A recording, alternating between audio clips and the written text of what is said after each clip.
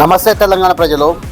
కేటీఆర్ హరీష్ రావుకు సూటిగా చెప్తున్నా, ఇకనైనా మీ బల్పు చెక్కలు అహంకారం మాటలు బంద్ చేయండి. ముందు తెలంగాణ ప్రజలు మీ అహంకారం మీ బల్పు అనగదీయడానికే ఈరోజు రేవంత్ రెడ్డి గారిని ముఖ్యమంత్రిగా తీసుకొచ్చిర్రు. జూబ్లీహిల్స్ ఎన్నికల్లో నువ్వు మొగోడివైతే అని కేటీఆర్ అహంకారం మాటలు సీఎం రేవంత్ రెడ్డి గారిని పట్టుకొని అన్నాడు. సిగ్గు శరం లేకుండా ఈరోజు జూబ్లీహిల్స్ ఉప ఎన్నికల్లో భారీ మెజార్టీతో కాంగ్రెస్ పార్టీ అభ్యర్థి గెలిచిండు. రేవంత్ అన్న మొగోడు కాబట్టే ఈరోజు జూబ్లీహిల్స్లో కాంగ్రెస్ పార్టీ గెలిపించుకున్నాడు.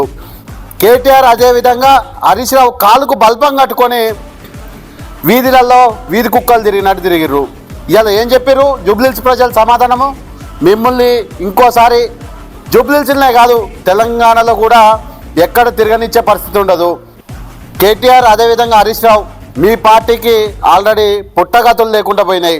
తెలంగాణలో బీఆర్ఎస్ పార్టీ కనుమరుగైపోతుంది.